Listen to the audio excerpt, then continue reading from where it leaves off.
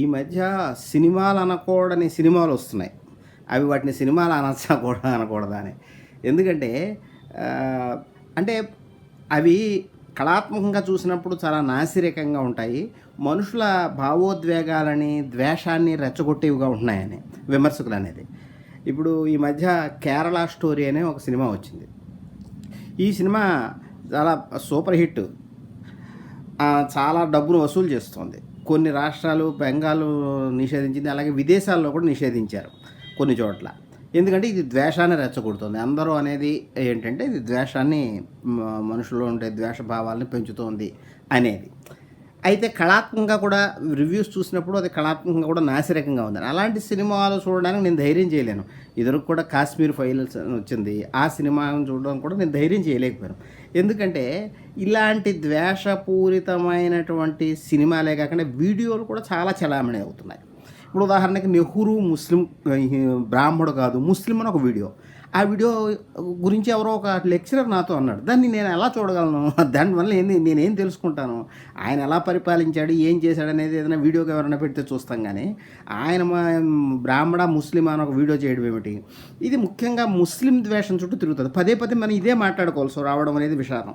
మన సినిమా గురించి వచ్చినా, మరొకటి వచ్చినా ప్రధానంగా మన హిట్లరు పరిపాలనలో యూదు వ్యతిరేకతలాగా ఇక్కడ ముస్లిం వ్యతిరేకత అనేది చాలా ప్రధానంగా సినిమాల్లోనూ రాజకీయాల్లోనూ ప్రధానమైపోవడం, ప్రధాన చర్చనీయాంశం కావటం అది చాలా వింతగానూ అంటే ఒప్పుకోలేని విషయంగా కష్టంగా ఉంటుంది. ఏంటిది గోలని? ఇది సినిమాల్లో కూడా ఉంది. అది 'కాశ్మీర్ ఫైల్స్' అయినా ముస్లిం టెర్రరిజం అనే పేరుతో ముస్లిం అంటే టెర్రరిజం మీద దొరకు లేకపోతే వేరే వాటి మీద సినిమాలు వచ్చాయి. కానీ ఇప్పుడు ప్రధానంగా ఒక వర్గాన్ని, ఒక మతాన్ని ప్రధానంగా క్రిమినల్స్గా మార్చే విధంగా ఉండటము, అవి భావోద్వేగాలను రెచ్చగొట్టడము, హిందుత్వ భావజాలం ఉండడము, ఇది పదే పదే అందరూ కూడా మన హిందువులకు ఏదో జరుగుతోంది అంటే ఇన్సెక్యూరిటీ అనేది దాన్ని చూపించటము అనేది చాలా ప్రధానమైనది. అది వాస్తవం కూడా కాదని కోర్టులో తేల్చేసి డిస్క్లైమర్ వేయాలి.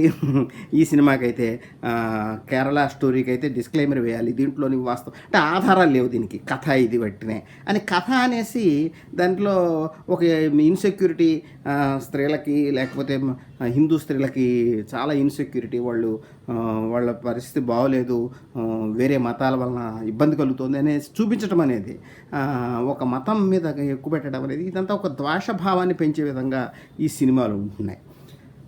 అయితే దీని వెనకాల హిందూ రాజకీయ నాయకులు ఉన్నారా, లేకపోతే హిందూ సంస్థలు వీటికి మద్దతు పలుకుతున్నాయి అంటే అలాంటిది ఏం లేదంటాడు ఆర్జీవి. మరి అయితే అలాంటిది ఉందా లేదా అలా ఉంచి ఇవి ఒక సహజంగానే జనాల్లో ఒక ఆదరాన్ని పొందుతున్నాయి. ఇలాంటివి అసలు ఇలాంటివి తీసి డబ్బులు సంపాదించాలనే ఇది కూడా పెరిగింది. జనాదరణ కూడా పెరుగుతున్నాయి. ఇది ఈ మొత్తంగా చూసినప్పుడు దీన్ని ప్రభుత్వాలు కూడా మద్దతు పలుకుతున్నాయి. మరి అంటే వాళ్ళకి వినోద పన్ను రద్దు చేశారు యూపీలో 'కేరళ స్టోరీకి'. ఇట్లాగా వీళ్ళు కూడా మద్దతు పలుకుతున్నారు. ప్రజల్లో ఏదో వస్తోంది అన్నట్టు కాకుండా దానికి అంటే రాజకీయ నాయకుల ప్రమేయం లేకుండా ఎప్పుడు ఉండదు. కానీ ఇటీవల ఇవి చాలా పెరుగుతున్నాయి. ఒకప్పుడు ఇవి ఇంతలా లేవు. అంటే నిజంగా చెప్పాలంటే విద్య చాలా పెరిగింది. ఇదివరకుతో పోలిస్తే చదువుకునే వాళ్ళ సంఖ్య కానీ, కాలేజీలు కానీ చాలా పెరిగి విద్యావంతుల సంఖ్య పెరిగింది అన్ని వర్గాల్లోనూ. పూర్వం బ్రాహ్మిన్స్లోనూ కొన్ని క్యాస్ట్లోనూ కొంత చదువుకునే వాళ్ళు ఉంటారు. ఇప్పుడు విద్యావంతుల సంఖ్య చాలా పెరిగింది. అప్పటితో పోలిస్తే అక్షరాస్యత పెరిగింది. దాంతోపాటే ఇటువంటి సినిమాలు ఇవి రావడం అనేది కూడా పెరిగింది. అప్పుడు లేదు. విచిత్రం. ఇప్పుడు హిందుత్వం ఎప్పుడు వచ్చింది? గ్లోబలైజేషన్ తర్వాత, టెక్నాలజీ బాగా పెరిగిన తర్వాత వచ్చింది. ఇంకా ఇప్పటికీ కూడా అర్బన్ ఓటు, హిందూ పార్టీలకి అర్బన్ ఓటు అంటే నగరంలో ఉన్నటువంటి ఓట్లు ఎక్కువ పడుతున్నాయి. అంటే విద్యావంతులే ఓటేస్తున్నారా? విద్యావంతులే ఇలాంటి వాటిని ప్రమోట్ చేస్తున్నారా? ఇలాంటి సినిమాలు ఇవన్నీ చదువుకున్న వాళ్ళు చేస్తున్నది ఐటీ వాళ్ళు ఎక్కువగా. అంటే ఈ ఐటీ వాళ్ళు పెరిగిన తర్వాత ఇంకా చాలా టెక్నాలజికల్గా విద్య పెరిగి తర్వాత వాళ్ళ నుంచి ఇలాంటి వాటికి మద్దతు లేకపోతే ఇలాంటి వాటికి చేసేవాళ్ళు పెరుగుతున్నారు. ఒకటి ఐటీ సెల్స్ తయారయ్యాయి. ఈ రకంగా విద్యావంతులు టెక్నికల్గా మంచి విద్య కలిగినటువంటి వాళ్ళ నుంచి ఇవి ఎక్కువ వస్తున్నాయి. అంటే ఆధునిక విద్యలోనే లోపం ఉందా అసలు మొత్తంగా? అది ఎక్కడుంది అంటే మామూలుగా ఈ అస్తిత్వవాదులు వాళ్ళందరూ చెప్పేది ఏంటంటే అసలు మన మనుస్మృతి లేకపోతే మన ప్రాచీన గ్రంథాలు మొత్తంగా చెడు ఉంది, అది దాని నుంచి ఇదంతా వస్తుంది, ఈ ద్వేషం కానీ ఏది కానీ, వీళ్ళని మ్లేచ్చులు అన్నారను మరొకటి అన్నారను, వీటిల్లో అంతా కూడా చెడు ఉంది, సమానత్వం అనే భావన మొత్తంగా హిందూ అంటే మన ప్రాచీన సంప్రదాయాల్లో కానీ దాన్ని హిందూ అని పేరు పెడుతున్నారు. ఒకే ప్రవక్త లేడు, ఒకేది లేదు కనుక దానికి ఏం చెప్పాలి, ఇన్ని గ్రంథాలు వాటిలోనే ఉంది అని వీళ్ళు చెప్తున్నారు. అదే ఇప్పుడు ఇలా బయటకు వస్తుందని వీళ్ళు అంటున్నారు. కానీ ఆశ్చర్యం ఏంటంటే ఆధునిక విద్య పెరిగిన తర్వాత ఇది అన్ని వర్గాల్లోనూ వస్తుంది. అన్ని వర్గాల్లో మీరు కేవలం అప్పర్ క్యాస్ట్లో కానీ బ్రాహ్మిన్స్లో కానీ అందరిలోనూ కూడా ఈ ద్వేషభావము వీటిని ఆదరించడము చాలా పెరిగింది. ఈ ఆధునిక విద్య టెక్నాలజీ పెరిగే కొద్ది ఇది దీనికి మద్దతు లేకపోతే జరుగుతుంది. ఇది విచిత్రం. ఇవి సినిమాలే కాకుండా వీడియోలు కూడా చాలా సర్క్యులేట్ అవుతున్నాయి. ఇవి కూడా వీడియోల తరహా వీటికి అంటే కళాత్మకంగా చూసినప్పుడు చాలా క్షీణ స్థాయిలో ఉంటాయి, ఇవి హీన స్థితిలో ఉంటాయి. కళాత్మకంగా హిందూయిజం వరకే మీరు చెప్తున్నారు కనుక సంప్రదాయాన్ని సనాతన సంస్కృతిని ప్రతిబింబించే వాటికి అంత మద్దతు లేదు. విచిత్రం. ఈనాడు అయ్యర్ తీసినటువంటి శంకరాచార్య సినిమా తీస్తే ఎంతమంది చూస్తారు, భగవద్గీతను ఎంతమంది చూస్తున్నారు, ఆయన తీసినటువంటిది. ఆయన హంసగీతే ఇది కర్ణాటక సంగీతం చుట్టూ తిరిగినటువంటి అద్భుతమైన హంసగీత ఎంతమంది చూస్తారు, ఇది అనుమానమే. అయితే ఈ సినిమాలకి ఎక్కువ మద్దతు వస్తుంది. ఈ మధ్య కల్చరల్గా చూసినప్పుడు కల్చరల్గా ఉన్నటువంటి సినిమాలు కూడా ఈనాడు వస్తున్నాయి. వీటిని ఒకే ఘాట్న కట్టలేం. వాటికి కూడా కొంత ప్రజా సమ్మతి వస్తున్నప్పటికీ వీటిని ఒకే ఘాట్న కట్టేయడం వల్ల కొంత చేస్తున్నారు, అది పొరపాటు. నేను అందుకని సాంస్కృతిక సినిమాలు, హేట్ సినిమాలు అంటే కల్చరల్ సినిమాలు, హేట్ సినిమాలు అని రెండు విభజన చేస్తున్నా. ఈ హేట్ సినిమాలు వేరు, కల్చరల్గా వస్తున్నటువంటి సినిమాలు వేరు. నేను రెండు ఉదాహరణలు చెప్తాను. కాంతారా సినిమా వచ్చింది, ఇక్కడ మనకి బలగం అనే సినిమా వచ్చింది. ఇవి ఇక్కడ ఉన్నటువంటి ఒక సంస్కృతిని, ఉదాహరణ కాంతారా చూస్తే ఒక ట్రైబల్ కల్చర్లో ఉన్నటువంటి సంస్కృతిని చూసింది. అక్కడ భూతకోల అనేటువంటి డ్యాన్స్ ఉంది, ఆ డ్యాన్స్ని ఎంతో కొంత ప్రొజెక్ట్ చేయడం జరిగింది. పూనకం అనేది కూడా మనకి గ్రామీణ దేవతల పూజల్లో కానీ అంత బయటకు వస్తుంటుంది. ఏంటి పూనకాన్ని చూపించడం ఏంటండి, ఇలాంటి మూఢనమ్మకాలని వీళ్ళు మొత్తంగా కొట్టేస్తారు. ఈ మోడర్న్ రేషనాలిటీ నుంచే హింస ఇదంతా వస్తుంది. కానీ నిజానికి ఈ మోడర్న్ రేషనాలిటీకి బయట వెళ్తే ఒక సామరస్య భావం ఉంది.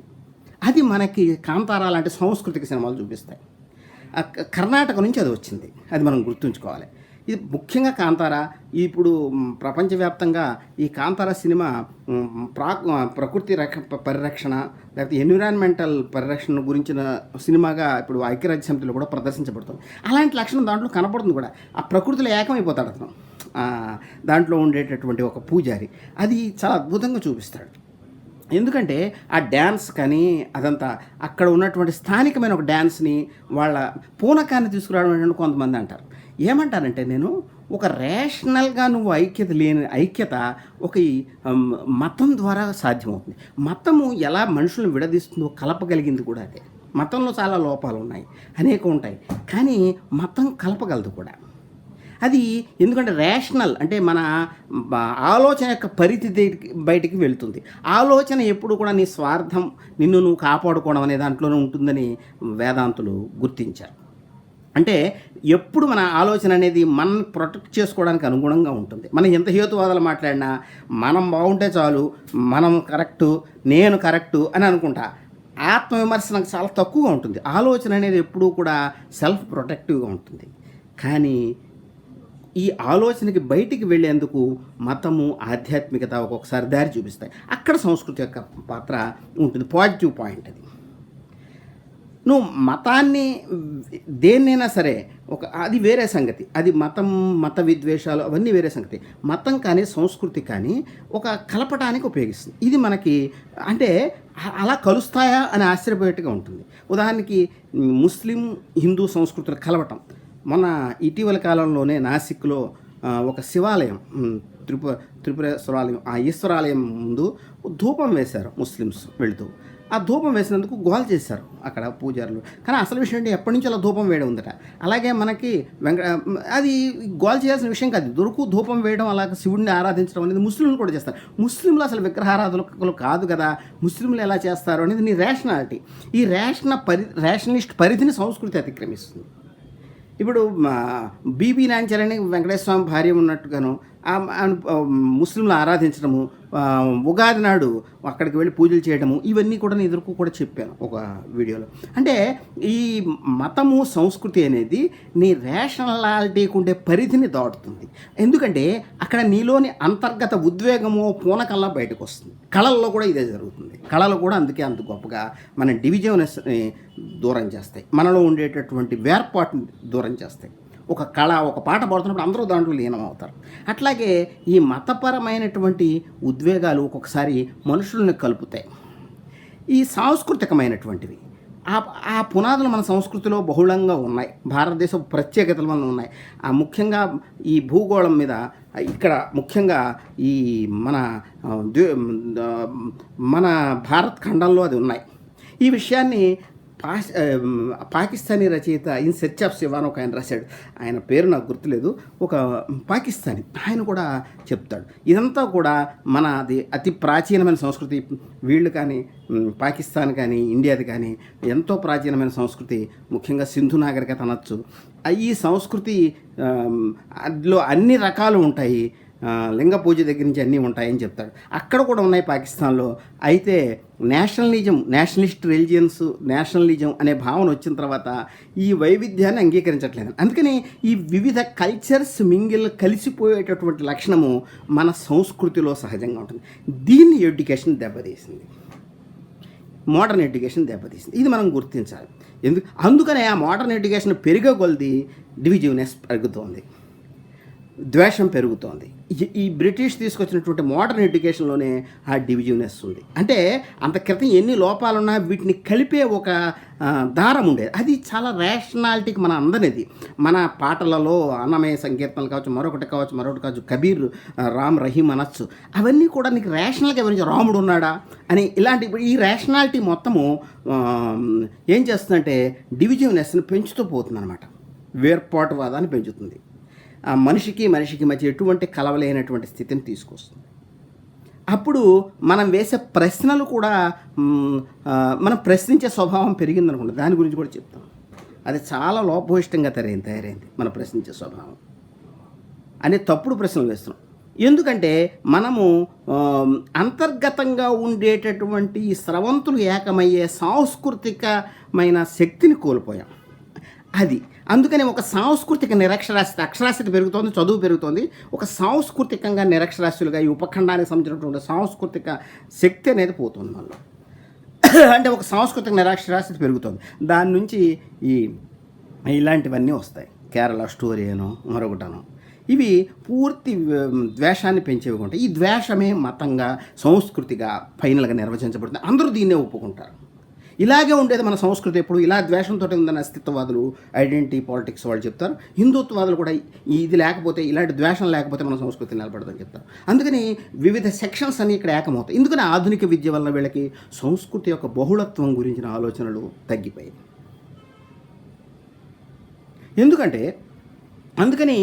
ఎందుకని మనము ప్రశ్నించే స్వభావం పెరుగుతుంది. చదువుకుంటే మనం క్వశ్చన్ చేయగలుగుతాం, యాక్సెప్ట్ చేయము అన్నిటినీను అని అంటాం.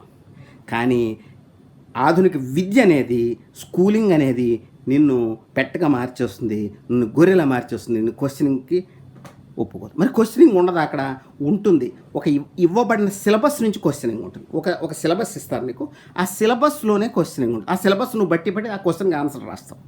అంతేకాని నీ సొంత క్వశ్చనింగ్ ఉపనిషత్తులలాగా, బుద్ధుడిలాగా సొంత అస్తిత్వాన్ని తాకే క్వశ్చనింగ్ అనేది పోతుంది. అందుకని హిడెగ్గర్ అని పాశ్చాత్య తత్వవేత్త అంటాడంటే ప్రశ్నని ప్రశ్నీకరించాలి అంటాడు. క్వశ్చనే చేయాలి. ఎందుకంటే క్వశ్చన్ యొక్క స్వభావాన్ని క్వశ్చన్ కోల్పోతుంది ఆధునికత వల్ల.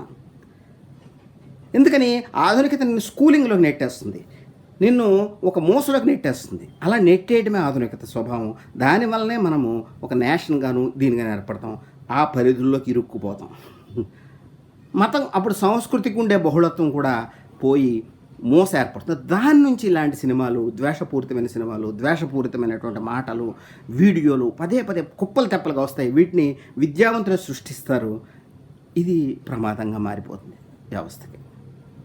అయితే ప్రాచీన సంస్కృతిలో ఎందుకు మీరు మాట్లాడుతున్నారు, దాంట్లో డివిజన్ ఉంది, ఇక్కడ లేదు అనేవాళ్ళు ఇంకా కొంతమంది తయారవుతున్నారు. వాళ్ళు ఏమంటారంటే, ఇప్పుడు రంగావజ్జుల భరద్వాజ అని ఒక జర్నలిస్టు, మేధావి.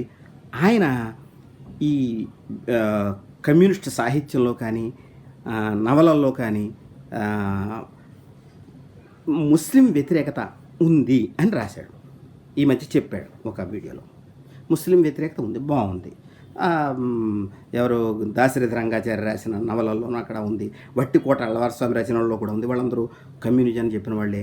ఇవన్నీ కూడా అస్తిత్వవాదం తీసుకొస్తున్న ప్రశ్నలు అని అతను చెప్పాడు. అస్తిత్వవాదం ఏం తీసుకొస్తుందంటే, నువ్వు కమ్యూనిస్ట్గా మారచ్చు, మరొకటిగా మారచ్చు, నువ్వు బ్రాహ్మణుడు బ్రాహ్మణిజం నుంచి వస్తాడు అంటే ప్రాచీన సంస్కృతి నుంచి. ఆ సంస్కృతి ద్వేషాన్ని పెంచుతుంది కనుక వీళ్ళు ముస్లిం ద్వేషాన్ని, మరొక ద్వేషాన్ని, లేకపోతే కింది కులాల పట్ల వ్యతిరేకతని, లేకపోతే చిన్న చూపుని కలిగి ఉంటారు సహజంగానే. కనుక వాళ్ళకి తెలియకుండానే వాళ్ళ అంతశ్చేతం నుంచో ఎక్కడి నుంచో ఈ ద్వేషభావము, వ్యతిరేకత అన్నీ కూడా దాంట్లోకి, ఆ నవలల్లోకి అది ప్రవహిస్తుంది, అల్లుకుపోతాయి అని వాళ్ళు అస్తిత్వవాదులు అంటారు. అయితే నా ప్రశ్న ఏంటంటే, నువ్వు బ్రాహ్మణులు లేకపోతే బ్రాహ్మణ రచయితలు, వాళ్ళు బ్రాహ్మణులు, మేము బ్రాహ్మణులని చెప్పుకోవచ్చు, కమ్యూనిస్ట్ అని చెప్పుకోవచ్చు, మరొకటి చెప్పుకోవచ్చు, వాళ్ళ రచనల్లో ముస్లిం వ్యతిరేకత ఉందంటావు. మరి అంబేద్కర్ రచనల్లోనూ, జ్యోతిబా ఫూలే రచనల్లోనూ అలాంటి అస్తిత్వవాదాలకి, ఐడెంటిటీ ఉద్యమాలకి మూలమైనటువంటి వ్యక్తుల రచనల్లో ప్రధానంగా ముస్లిం వ్యతిరేకతకు సంబంధించిన వ్యక్తీకరణలు ఎందుకున్నాయి? ఉన్నాయి.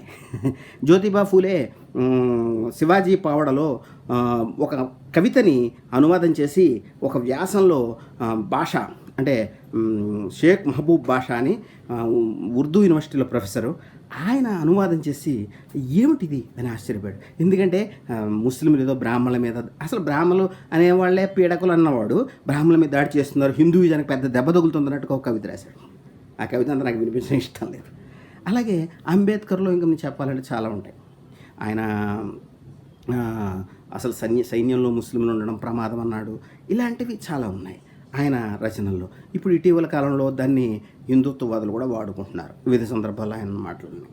అలాగే జనాభా మార్పిడి జరగడం మంచిదన్నాడు. ఇలాగా ఇస్లాంలో ఉండేటటువంటి బహుళత్వం గురించి ఆయన ఎప్పుడు మాట్లాడలేదు, సూఫీజం గురించి, దేని గురించి కానీ. గెయిలామెట్ సూచనగానే ఆ మాట రాశారు. ఈ బహుళ సంస్కృతి గురించి ఆయన ఎప్పుడు మాట్లాడలేదు. ఈ ముస్లింల గురించి ఆయన ఒక రకంగా అంత పాజిటివ్గా రాయలేదని గెయిలామెట్ కూడా అంబేద్కర్ గురించి రాసిన రచనలో చోట రాశారు. ఇవన్నీ చూసినప్పుడు ఇలాంటి ఉదాహరణలు మనం ధైర్యంగా చూడొచ్చు. ఇంకోటి ఏంటంటే, వాళ్ళు హిందుత్వవాదులు దాన్ని వాడుకుంటున్నారు. అయితే ఒక కాంటెస్ట్లో ఆయన అన్నాడండి అని కొంతమంది వేరే రకంగా వాదిస్తున్నారు. అప్పుడు ఇక్కడ కూడా కాంటెస్ట్ని చూడాలి కదా నువ్వు. బ్రాహ్మణుల రచనల్లో కూడా వాళ్ళు కేవలం ద్వేషంతో రాశారు, ఇంత స్పష్టంగా ద్వేషంతో ఉన్న రచనలు. అందుకని వీళ్ళందరిలోని ఈ ముస్లిం వ్యతిరేకత ఎక్కడి నుంచి వచ్చింది? ఎందుకంటే ఆధునిక సంస్కృతుల్లోనూ, ఆధునిక విద్యావంతుల్లోనూ నీకు ప్రాచీనం ఏదో మనసు చదువుకున్నాడు, లేదా చదువుకున్నాడు, అవన్నీ చెప్తా అని ఇలా అంటున్నావు. మరి వీటల్లో నుంచి ఎక్కడి నుంచి ఈ ద్వేషభావాలు బయటకు వచ్చాయి? ఎక్కడి నుంచి అంటే, ముస్లిం అది క్రిస్టియన్ అంటే బ్రిటిష్ హిస్టరీలోనే ఆ విభజన ఉంది. ప్రీ బ్రిటిష్ పీరియడ్ అంతా కూడా చీకటి. ప్రీ బ్రిటిష్ పీరియడ్ ఇమీడియట్గా పరిపాలించింది ముస్లింలు కనుక ఆ ముస్లిం పరిపాలన అనేది చాలా దుర్మార్గంగా ఉండేది అని వాళ్ళు ప్రచారం చేశారు. దానికి జేమ్స్ మిల్ చరిత్ర అదంతా మనం చెప్పుకోవచ్చు, ఎన్నోసార్లు చెప్పాను నేను. అంటే మతపరంగా అలా చరిత్రను విభజించడం అనేది వాళ్ళే చేశారు. జేమ్స్ మిల్ ఏమన్నాడు, ఇదివరకు చెప్పాను, మళ్ళీ పునరుక్తి అనే చెప్పక తప్పట్లే. కర్మ ఏంటంటే ప్రపంచం పునరుక్తిగా ఉంది, పదే పదే చెప్పాల్సి వస్తుంది. ప్రపంచమే పునరుక్తిగా ఉంది. ఈ పదే పదే ఈ సినిమాలు కూడా అలాగే ఉన్నాయి. ఒకే రకమైన హిందుత్వాలు అయితే యాంటీ ముస్లిం సినిమాలే వస్తున్నాయి. అవే పెద్ద ఎత్తున ఊరకే డబ్బులు సంపాదించుకుంటున్నాయి. అందుకని మాట్లాడాల్సి వస్తుంది పునరుక్తులు కూడా. ఇప్పుడు జేమ్స్ మిల్లు ఏం చేశాడు, హిందూ ఇండియా, ముస్లిం ఇండియా, బ్రిటిష్ ఇండియా అన్నాడు. అలా చరిత్రను బ్రిటిష్ యుగాలుగా విభజించాడు. హిందూ యుగం, ముస్లిం యుగం, బ్రిటిష్ యుగం దగ్గర క్రిస్టియన్ యుగం అని అనలే. ఈ రకంగా చరిత్రను విభజించడంనే వాళ్ళు అలా చేశారు. మన వాళ్ళు బంకించంద్ర చటర్జీ దగ్గర నుంచి వీరేశలింగం దగ్గర నుంచి అందరూ కూడా ఏమన్నారంటే, బ్రిటిష్ వాళ్ళు రాక మనకి బంకించంద్ర చటర్జీ అయితే ముస్లింల యొక్క ప్రమాదం నుంచి హిందుత్వం రక్షించింది, హిందూయిజాన్ని రక్షించింది బ్రిటిష్ వాళ్ళు అని ఆనందమఠనంలో రాశాడు. ఇంకా ఈయన కూడా వైట్ మ్యాన్స్ బర్డెన్ అన్నారు కదా, అది ఆ రకంగా ఈయన కూడా వీరేశలింగం కూడా ఒప్పుకుంటారు. ఇంకోటి కూడా జరిగింది సంస్కర్తలు. ఇది షేక్ మహబూబ్ బాషా సోషల్ సైంటిస్టులు రాశారు. ఇదివరకు చెప్పాను, మళ్ళీ చెప్తున్నాను. ఇది ఇక్కడ సందర్భం వచ్చింది కనుక, మళ్ళీ అదే విషయం వచ్చింది కనుక. ఆయన షేక్ మహబూబ్ బాషా ఏం రాశారంటే, సంస్కర్తలు అంటే బాల్య వివాహాలు పనికిరావు, అంటరానితనం పనికిరాదు, అలాగే ముఖ్యంగా బ్రాహ్మణ సంస్కర్తలు వీళ్ళు ఈ ఈ ప్రాచీన ఆచారాలను మనం స్త్రీని అణిచివేస్తున్నాయి, లేకపోతే స్వేచ్ఛ కావాలి, ఇలా మాట్లాడిన సంస్కర్తలు ముఖ్యంగా ముస్లిం పీరియడ్ని చాలా ప్రమాదకరంగా భావించారు. అంతకుముందు స్వర్ణయుగం ఉండేది. ముస్లిమ్స్ రావడంతో ఆ స్వర్ణయుగం పోయింది. అంతక్రితం స్త్రీ స్వేచ్ఛతో జీవించింది ఎప్పుడు ప్రీ ముస్లిం పీరియడ్లో, అంటే హిందూ యుగం. జేమ్స్ మిల్ చెప్పినట్టుగా ముస్లిం యుగంలో ఆ స్వేచ్ఛను కోల్పోయింది అని చెప్పాడు. వీళ్ళు సంస్కర్తలు చెప్పారు. అలా ఎందుకు చెప్పారంటే, ఈ అప్పుడు తమను తాము కాపాడుకోవడం కోసం బ్రాహ్మిన్స్ స్త్రీలకి కొన్ని నిబంధనలు విధించారు. అంటే భర్త పోయడానికి గుండు చేయించుకో, అప్పుడు నీ మీద ముస్లింలు వచ్చి దాడి చేయరు, నువ్వు తెల్ల బట్టలు కట్టుకో, నీ మీద ముస్లింలు దాడి చేయరు, బాల్య వివాహం చేసుకో, మంగళసూత్రాలు ఉంటే నీ మీదకి ఎవరు నిన్ను ఎత్తుకుపోరు. ఈ విధంగా ఇవి కూడా సంస్కరణలే. ఈ మూర్ఖాచారాలు లేకపోతే బాల్య వివాహాలు లాంటివి, ఈ ఆచారాలన్నీ కూడా ఈ నియమ నిబంధనలు, స్త్రీల మీద విధించినటువంటి నియమ నిబంధనలు లేకపోతే సప్రెషన్ అంతా కూడా ఒక సంస్కరణలో ముస్లింల నుంచి రక్షణ కోసం వచ్చిందని ఈ సంస్కృతులు అన్నారు. దీనికి భిన్నంగా సంప్రదాయవాదులు ఏమని వాదించారంటే, ముస్లిం పీరియడ్ అటువంటి టెరని అంటే అటువంటిదేమీ కాదు. ఆనాడు ఈ సంస్కరణలు మన హిందూయిజంలోనే పూర్వం నుంచి ఈ నియమ నిబంధనలు అంటే ఈ స్త్రీల మీద బాల్య వివాహాలు లేకపోతే ఈ ఆచారాలన్నీ కూడా పూర్వం నుంచి ఉన్నాయి. కొత్తగా ముస్లింలు తీసుకురాలేదు. ముస్లింలు తీసుకొచ్చారనేది ఎలా కుదురుతుంది అని వాళ్ళు చాలా తెలివిగా క్వశ్చన్ చేశారు. నువ్వు మంగళసూత్రం ఉంటే ఎత్తుకుపోరాడు అన్నావు, అందుకని బాల్య వివాహాలు 8వ ఏటనే పెళ్లి చేసేద్దామని ధర్మశాస్త్రంలో అప్పుడు రాశారు, కొత్తగా ప్రక్షిప్తాలు చేశారు. నువ్వు అంటున్నావు, ఎవరు సంస్కృతం అంటున్నాడు. నువ్వు అలా ఎలా అంటావు? అసలు మంగళసూత్రం పైకి కనపడకుండా వేసుకుంటారు బ్రాహ్మలు, అలాంటప్పుడు ఎలా ఎత్తుకుపోతాడు? అలాగే బాల్య వివాహాలు అందరిలోనూ, అంటే విధవ వివాహం ఉందనుకోండి, విధవ వివాహాలు బ్రాహ్మణులు లేవు, చేయకూడదని, అంటే భర్త పోతే మళ్ళీ పెళ్లి చేయకూడదు. అదే వీరేశంగా సంస్కరణ తీసుకొచ్చారు. కానీ బ్రాహ్మణేతరులలో శూద్రులలో ఇప్పటికీ మారుమను ఉంది. మరి వాళ్ళ విషయం ఏం చెప్తావు? వీళ్ళు ముస్లింల నుంచి రక్షణ కోసం చేశారన్న బ్రాహ్మణ స్త్రీల వరకు ఇది సరిపోతుంది ఇది. కానీ అన్ని చోట్ల సంస్కరణ జరగలేదు కదా, వాళ్ళని కూడా ముస్లింలు పరిపాలించారు కదా, వాళ్ళు మరి ఇలాంటి ఆచారాలు పాటించలేదు కదా, వాళ్ళు మారుమను చేసుకుంటున్నారు కదా, విధవ వివాహం చేసుకోకూడదు ఇంట్లో కూర్చోబెట్టలేదు కదా. మరి దానికేం చెప్తావు?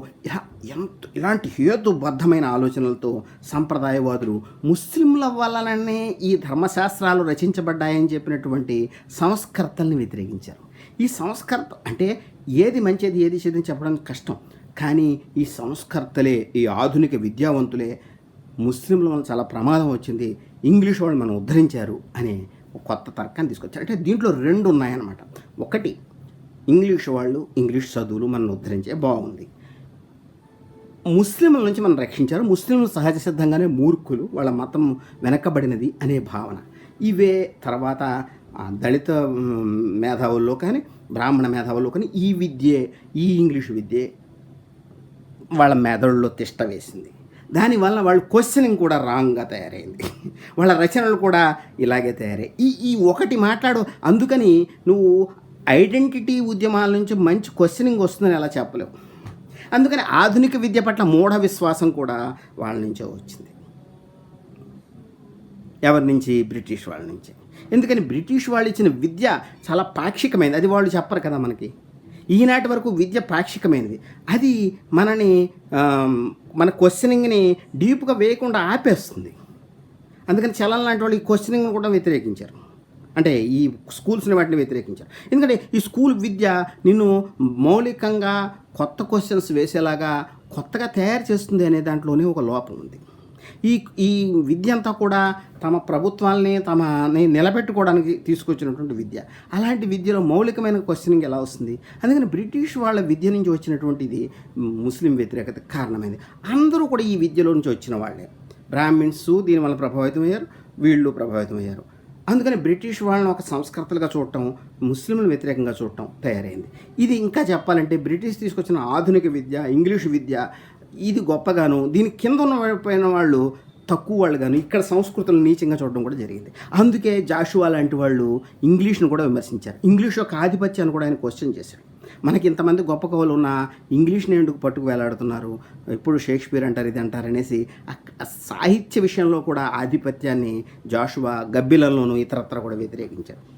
అందుకని ఈ ఇంగ్లీష్ ఆధిపత్యము లేదా ఇంగ్లీషు నుంచి వచ్చినటువంటి కొన్ని ఆలోచనలు మన బుర్రలో ఎందుకు కూర్చున్నాయి కనుకనే ఇటు బ్రాహ్మణులు కానీ దళిత సంస్కర్తలు కానీ అందరూ కూడా ఈ యాంటీ ముస్లిం ఆలోచనలను కలిగి ఉన్నారు.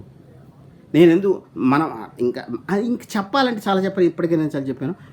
ఈ విధంగా అందరిలోనూ ఉన్నప్పుడు ఎందుకు ఉంది అని మనం ఆలోచించాలి కదా. కేవలం ఈ ఐడెంటిటీ ఉద్యమాల వలన ఇక్కడ సంస్కృతిలోనే ఉందనడం అనేది పొరపాటు. ఇక్కడ సంస్కృతి ఇంకా ఇలాంటి వాటికి ముప్పుగా తయారవుతుందని కర్ణాటక ఎన్నికలు నిరూపించాయి. అక్కడ సంస్కృతిలో ఉండే బహుళత్వము ఈ హిందుత్వం తీసుకొస్తున్న పాక్షిక అయితే విద్వేషపూరిత రాజకీయాలకి ప్రశ్నగా తయారవుతుంది. అందుకని కాంతార లాంటి సినిమాలని అట్లా చూడాలి మనం. అక్కడ లోకల్ కల్చర్ని వాళ్ళ పైకి తీసుకొస్తున్నారు. ఒక నేషనల్ కల్చర్ పేరుతో రాముడినో మరొకటి దించుతున్నప్పుడు అక్కడ లోకల్ కల్చర్ని తీసుకురావడం ఒక విప్లవాత్మకం. అది వాళ్ళు తీసుకురావడం కాదు, అలా వస్తాయి. అక్కడ ఇప్పుడు లింగాయతులకు ఒక మఠాలు ఉంటాయి, ఒక్కళ్ళకి మఠాలు ఉంటాయి, వాళ్ళ అస్తిత్వం ఉంటుంది. ఆ అస్తిత్వాలు క్వశ్చనింగ్, ఆ సాంప్రదాయక అస్తిత్వాలు హిందువుతో నిజమైన క్వశ్చన్కి పనికి వస్తాయి. అంతేకాని ఈ తెచ్చి పెట్టుకున్న ఇంగ్లీష్ చదువుల వల్ల వచ్చిన బ్రాహ్మణికల్, దళిత, బహుజన ఇవన్నీ కూడా ఫెయిల్ అయిపోయాయి ఓవరాల్గా. ఇవన్నీ ఈ యాంటీ ముస్లిం లేకపోతే ద్వేషపూరిత రాజకీయాలు ఎదుర్కోవడంలో ఎందుకు పనికిరావు. అందుకే ఇలాంటి సినిమాలు వస్తున్నాయి. ఏవి మనకు విద్య పెరిగిపోయాక అందరం విద్యావంతులు అవుతున్నాం అనుకున్న తర్వాత ఈ ఉద్యమాలు వచ్చి అందరిలో నుంచి విద్యావంతులు వచ్చాక ఇంకా ఈ ద్వేషం పెరుగుతోంది. అందరి నుంచి ఇలాంటి రాజకీయ నాయకులు కూడా వస్తున్నారు. ఉదిత్ రాజ్ అని పెద్ద బుద్ధిస్ట్, ఆయన దీంట్లో చేరాడు బీజేపీలో. ఇప్పుడు ఎక్కడ ఉన్నాడో తెలియదు. ఆయన ఆలోచనలు కూడా కొంత యాంటీ ముస్లిం నేచర్ కలిగి ఉంటాయి. ఆయన ఏమన్నాడు, బ్రాహ్మణులు ఎంత ప్రమాదకరమైన వాళ్ళు, వీళ్ళు కూడా ముస్లింలు కూడా ప్రమాదకరమైన వాళ్ళే, మన బుద్ధిస్ట్ టెంపుల్స్ని కూల్చేశారని ఒక మాట అన్నాడు ఆయన. అక్కడ బుద్ధిస్ట్ టెంపుల్ ఉండేది, అది బుద్ధిస్ట్ టెంపుల్ ఉందా మరొకటే కదా, అక్కడ ఉన్నది మసీద్ అని చెప్తే ఇంకా బాగుంటుంది. అది ఆయన అలా అనలేదు. ఎక్కడ బాబ్రీ మసీదు వివాదంలో ఆయన అక్కడ కోర్టులో కేసులు వేసిన వాళ్ళు అది ఉన్నట్టున్నాడు. ఆయన సవితా అంబేద్కర్తో కలిసి ఊరేగింపులు కూడా జరిపాడు. మరి ఆయన అలా మాట్లాడాడు ఎవరు, ఉదిత్ రాజ్. తర్వాత బీజేపీలో చేరాడు, ఎన్నో విమర్శలు చేసి కూడా. తర్వాత అక్కడ ఉన్నాడో బయటకు వచ్చాడో నాకు తెలియదు. ఇలాగా మనకి రిపబ్లికన్ పార్టీ నుంచి వెళ్ళిన వాళ్ళు ఉన్నారు. వీళ్ళందరూ మళ్ళీ బీజేపీలోకి ఎందుకు వెళ్తున్నారు? ఈ ఇంత వీర విప్లవంగా మాట్లాడిన దళిత అస్తిత్వవాద ఉద్యమాల నుంచి వచ్చిన వాళ్ళు బీజేపీలోకి ఎందుకు వెళ్తున్నారు అంటే విషయం ఏంటంటే, వీళ్ళందరూ ఈ ఇంగ్లీష్ విద్య నుంచి ఒక రకంగా చెప్పాలంటే స్థానిక సంస్కృతులను వ్యతిరేకించే, సంప్రదాయము సంస్కృతి తెలియనటువంటి విద్య నుంచి వచ్చిన వాళ్ళే అందరూ కూడా. అందుకని ఈ సంస్కృతిలో ఉండే ఒక సామరస్య భావాన్ని ఇచ్చేటటువంటి వనరులు వీళ్ళ దగ్గర విద్య వలన లోపించాయి. కనుక ఈ విద్వేష రాజకీయాల్లో భాగంగానే వాళ్ళు భాగమైపోవడం సులభమైపోతుంది ఎవరైనా సరే. అందుకని మనము మౌలికంగానే ఈ క్వశ్చన్స్ వేసుకోవాలి. ఎందుకు అర్బన్ ఓటింగ్ ఎక్కువగా హిందుత్వకు ఉంటుంది, అర్బన్ కల్చర్ వచ్చాక ఎందుకని ఇలాంటి వీడియోలు వస్తున్నాయి ద్వేషపూర్తి. ఇవన్నీ వీడియోలు, సినిమాలు కూడా వీడియోలే. ఈ సినిమాలు కానీ ఈ దృశ్యాలు కానీ ఇలా కుప్పలు తెప్పలుగా వస్తున్నాయి. ఎందుకు వీటిని లైక్ చేస్తున్నాం? ఇంకా ఈ విద్వేష రాజకీయాలకి అస్తిత్వపరమైన కారణాలు కూడా ఉన్నాయి. ఒక సాంస్కృతిక పరంగా మన అస్తిత్వాన్ని మౌలికంగా తాకే నేనెవరు అని క్వశ్చన్ వేస్తాడు రమణ మహర్షి. అలాంటి అస్తిత్వాన్ని తాకే క్వశ్చనింగ్, లేకపోతే ఒక అంతర్ముఖత్వము, ఏకాంతము మొత్తంగా పోయింది మనలో. ఆధునిక విద్య వల్ల కానీ ఈ కల్చర్స్ వల్ల కానీ పోయి మనకి ద్వేషమే ప్రధానమైపోతుంది. ఇప్పుడు అమెరికాలో ఎక్కడికో వెళ్ళి గన్ కల్చర్, ఎక్కడికో వెళ్ళి స్కూల్లో కాల్ చేయటము. ఎందుకంటే మనిషి అంతగా డిస్టర్బ్ అయిపోతున్నాడు. వస్తువులే ప్రధానమైపోవటము, మనుషులతో సంబంధాలు పోవటము, మొత్తంగా ప్రకృతితో సంబంధం పోవటము పోయి మనిషి ఒక రకంగా కమాడిటీగా మారిపోయాక అస్తిత్వం అనేది పోయిన తర్వాత ఒక యంత్రంలా ప్రవర్తిస్తున్నాడు. ఆ బోర్డమ్ నుంచి ఈ ద్వేషం అనేది కూడా ఒక ఇంజెక్షన్లా పనిచేస్తుంది, అదొక మత్తు మందులా పనిచేస్తుంది. ఎందుకంటే నువ్వు ఒక సంస్కృతి ఇచ్చేటటువంటి ఒక పర్యావరణం నుంచి నువ్వు బయటికి వెళ్ళిపోయావు. అది ఎలాంటిది అంటే నేను హిస్టారికల్గా ప్రూవ్ చేయలేవు. ఇప్పుడు నీకు నీ తమ్ముడికి ఉన్న అనుబంధాన్ని నువ్వు హిస్టారికల్గా ప్రూవ్ చేయలేకపోవచ్చు, కానీ అది లేదని చెప్పలేము. అలాంటి ఒక అనుబంధము ఇక్కడ కల్చర్స్లో ఉండేది, అది మొత్తంగా ధ్వంసం అయిపోయింది. దాన్ని అందరూ కూడా ఆధునిక విద్య మొత్తంగా ధ్వంసం చేసింది. ధ్వంసం చేయడంతో ఆ ఖాళీలోకి ద్వేషం అనేది ఇంజెక్ట్ చేయబడుతుంది. అందుకనే ఈ కేరళ స్టోరీ లాంటివి వస్తున్నాయి. అంటే దానికి తాత్విక కారణం ఉంది. ఇది మనం అర్థం చేసుకోవాలి. మొత్తంగా ఈ ఆధునిక నాగరికతలోనే హిందుత్వక మూలాలు ఉన్నాయి. దాన్ని నువ్వు క్వశ్చన్ చేయకుండా చేస్తే పాక్షికంగా ఉండిపోతాయి, పాక్షికమైనటువంటి సమాధానాలే వస్తాయి. ఆ ప్రశ్నలు కూడా తప్పుడు ప్రశ్నలే వస్తాయి. ఇది అర్థం చేసుకుంటే ఈ సినిమాలు, ఇలాంటి ద్వేషపూరితమైన సినిమాలు ఇవన్నీ ఎందుకు వస్తున్నాయి, వీటిని మనం ఎలా అధిగమించాలో కొంతవరకు అర్థమయ్యే అవకాశం ఉంది. హాయ్ ఫ్రెండ్స్, మా టుడే టుమారో యూట్యూబ్ ఛానల్ చూస్తున్నందుకు చాలా థ్యాంక్స్. మరిన్ని లేటెస్ట్ వీడియోస్ కోసం వెంటనే సబ్స్క్రైబ్ చేయండి. అలాగే ఈ బెల్ ని కూడా రింగ్ చేసేయండి. మా నోటిఫికేషన్స్ అన్ని మీ మొబైల్లో వస్తాయి. అలాగే మా వీడియోస్ మీకు నచ్చితే లైక్ చేయండి, షేర్ చేయండి, నచ్చకపోతే కామెంట్ చేయండి.